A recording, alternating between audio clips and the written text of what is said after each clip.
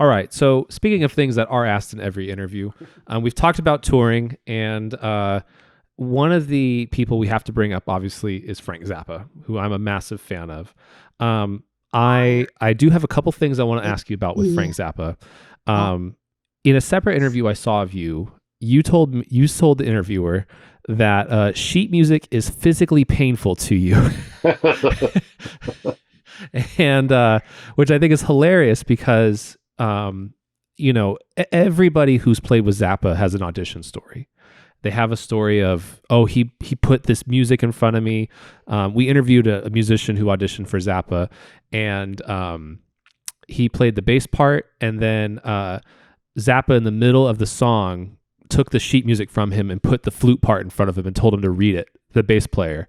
And the bass player's like, I don't know what to do. And then the bass player didn't get the gig. Oh man. I've heard some heartbreaking stories about Zappa auditions where just clearly he was not in the receptive mood to what they could offer at that moment. And also at times that's where the vibe factor is crucial in ways that you just can't control.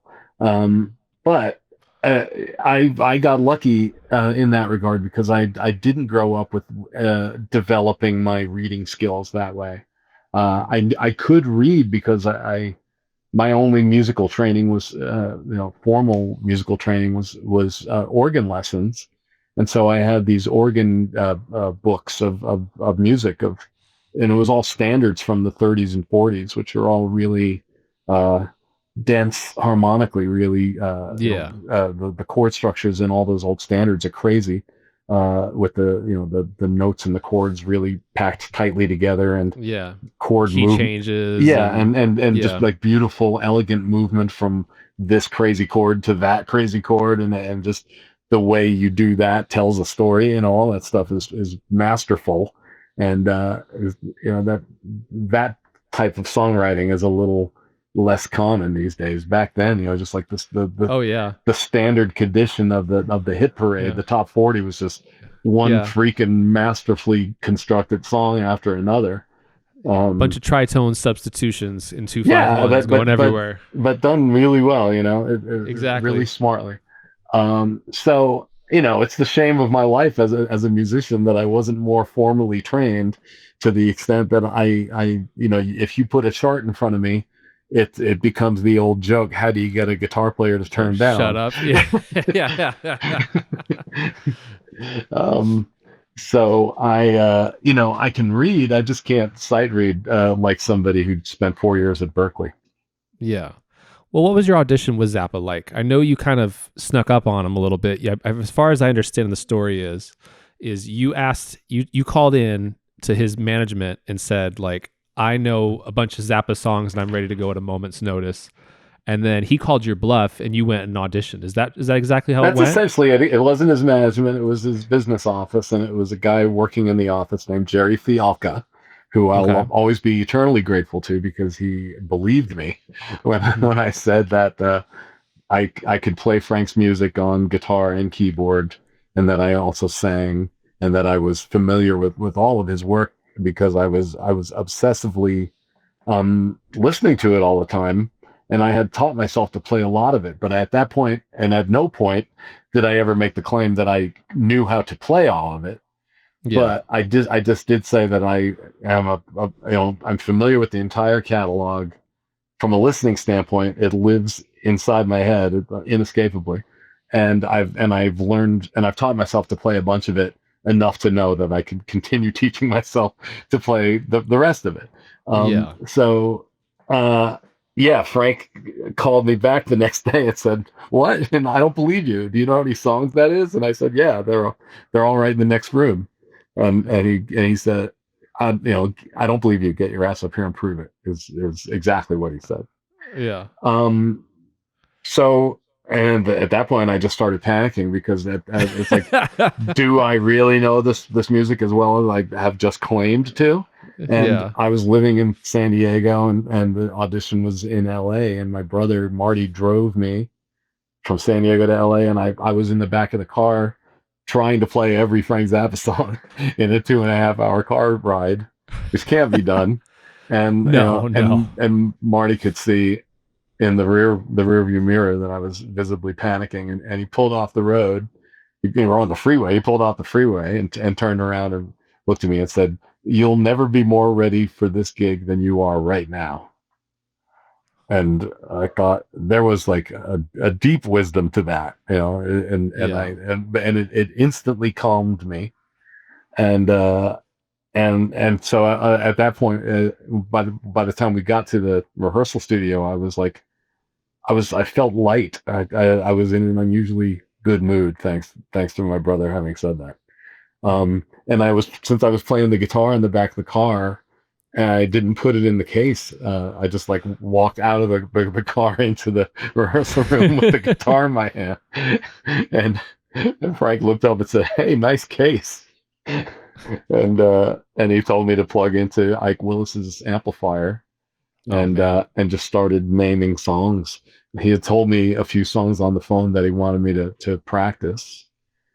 One of which Do I you had remember what played. those song? One Do you of remember those Yeah, one songs? of them was Sinister Footwear 2, and Okay. that was one I had taught myself. And then there's another one called What's New in Baltimore, and that one I had not taught myself. And I had one day to try to get. And it's one of those just like nonstop barrage of notes type songs, and Oh God. I had a day to try to get it together, and I got it to a state where I could show him this is how well I can play this thing after a day. Yeah. So if I keep at it, it'll get exponentially better. Um, so he asked me to play those, and he was cool with it, and then he just started naming songs to sort of test this thing I had claimed on the phone about knowing all of his material. And so the best way I can describe it is just that I was such an obsessive fan that I had like a Frank Zappa jukebox in my head, that Yeah. if you name a song, I'll just start playing it, and then in the real world, I would just kind of be playing along with the jukebox, just trying to Yeah. keep up with the song that was playing in my head. So any song that he named for me, that was the process, and in my batting average was better for some songs than others, but I was demonstrating to him, and he indicated that he understood that it was a true thing, that I had this jukebox. It wasn't a physical jukebox, but in terms of whatever it is that within the realms of consciousness that can form something like a jukebox, I had one of those, dedicated to Frank's music, and it was well stocked. So and he just started getting a kick out of it because he would name song after song, and I would say, "Give me a second," and then I would start playing it for him. And then that was before he put a chart in front of me. Yeah. At that point, he put a chord chart for a song called "Yo Cats," which is actually like a jazz parody that he co-wrote with Tommy Mars, and Tommy Mars has a very deep harmonic knowledge of the jazz idiom, and every bar of the song is packed with it. Uh, so I'm trying to read these chord symbols that have like 7 characters in them, and play them for Frank. I get halfway through the first bar, and he snatches the chart away. It says, "Well, that's a fail." Uh, Oh. Oh God. so the next thing he does is put music in front of me again, but this time on a keyboard, and he puts the chart of a song called "Strictly Genteel," which is from an album called 200 Motels that I had listened to 1,000 times. So I could rely on my memory of the album better than I could on my eyes Yeah. reading this chart in front of me. But I wanted to make it appear as though I was reading it. so so I looked at the chart, and I played it from memory. And Yeah. I'm gonna say, maybe this is maybe giving myself too much credit here, but I'm gonna say about 10 seconds went by, but during that time, Frank's eyes were darting from the keyboard, my hands to my face, to the music, to the keyboard, just like taking it all in. And he goes, "Wait, are you reading that, or are you just playing it by ear?" And I Yeah. said, "Yeah, no, I'm playing it by ear." And his eyebrow went up visibly, and he smirked in a way that I acknowledged that he was not offended by that. Yeah. And so, at that point, he shook my hand, because right at that point, the only people that were in the room were me, Frank, and my brother, in a rehearsal studio the size of several football fields. It used to be Francis Coppola's Zoetrope Studios soundstage, Wow. Really? and it was ginormous. I didn't So know that. yeah, that's where we rehearsed for the '88 tour, in that rehearsal studio. Oh, that's Um, amazing. so he shook my hand and said, "Well, why don't you come back on Monday so the rest of the band can witness your particular splendor?" That was his verbatim quote. So that was my audition. Well, tell me about the going to the band, because I mean Zappa was one thing, but I mean the level of players. I mean, it was a 12-piece band, and some of the best players like Scott Thunes, you mentioned, it was the bass player. I mean, there was so Scott much was the talent. guy whose audition I needed to pass, and that took weeks. I passed Frank's audition in one night. Passing Scott's audition took a significantly longer time. It was worth it, and because Frank was the one who made the decision. So whether Scott liked it or not, I was in the band. Yeah, But it was the idea of getting him to melt on the whole idea of me being around in the first place. And yeah. I would say, I'll say it was within 2-3 weeks that we were going out to lunch during the rehearsal phase and stuff. But he wanted nothing to do with me initially. It was clear. And he also sensed in me somebody who was completely raw. I hadn't done any touring of any kind. I hadn't done any. I had done less touring at that point than you have at this point. Yeah. So for me to go from absolutely zero experience with that world into the Frank Zappa band, he was the guy who I was musically obsessed with and focused on and essentially idolizing for since I was 9, and at this point I was 25. So he was the most significant musical figure in my life, and that was my first gig. Oh my Uh, gosh. so that was unsettling him. So I was coming to terms with that, and in the meantime, there's Scott Thunes, who is very learned, very worldly, very opinionated, and can be very abrasive if he feels like you're being foolish for any reason. And so that was the boot camp, was going through that. But eventually, it just meant we formed a tighter bond as a result, which a bond which I'm pleased to say exists to this day. So Mike, I want to make sure. How are we doing on time? Do you have any hard cutoffs or anything? Or Not really. There's a lot going on, but I'm cool. so so speaking of Zappa, um, what were those 2 weeks like with Scott? I mean, trying to impress him. Like, I mean, was it a bunch of practicing? I mean, what eventually convinced you of him, or Well, convinced him of you? well, I think the process somewhat began at the very first day, even though he still treated me as kind of an insect for a while. I think I started making a form of an inroad on the first day that I was there. But initially, he was just like, he came skateboarding into the room, this enormous soundstage, and he had a very severe buzz cut, like Full Metal Jacket drill instructor buzz cut. Yeah. um and and so he's skateboarding around hundreds of yards over there, and then suddenly notices that I'm here. Yeah.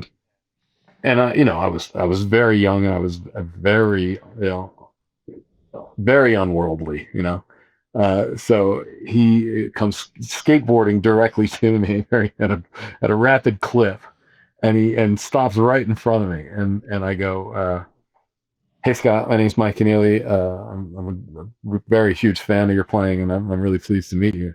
And he goes, "Thank you very much. What are you doing here?" Wow.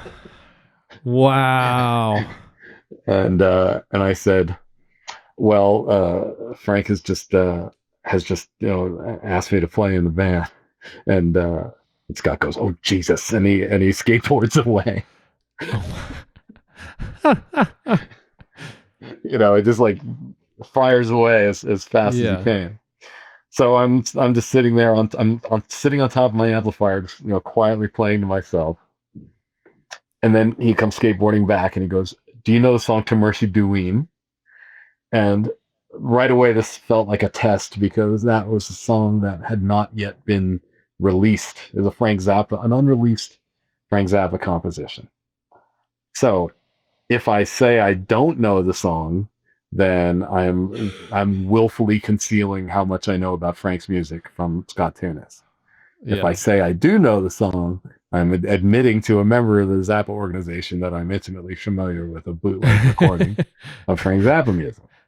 So I opted for the literal truth, which is that I've never played that song. Oh, smart. Uh, Smart. Okay. and then he's kind of like sniffed and skated away again.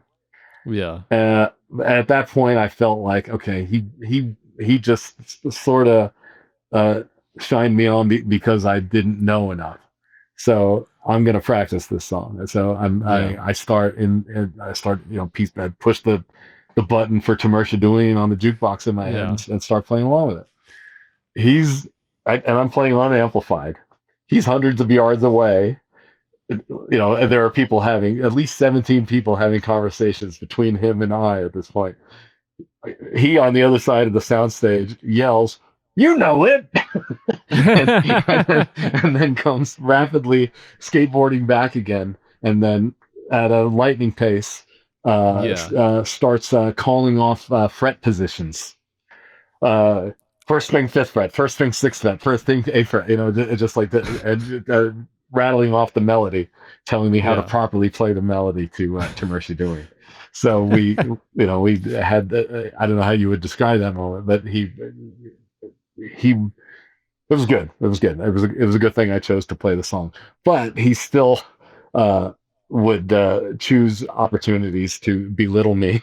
And one time when I was trying to play on a song called Alien Orifice, there are these chord voicings that Tommy Mars used to do with a harmonizer function on his synthesizer that would allow the chord. You play one key, but you could track entire chords just by playing one key.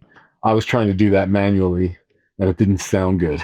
And then Scott like waves the band to a halt, and he comes and looks at me and says, "That was bad music." So it was entertaining. I gradually I grew to love all of that stuff. So it was good.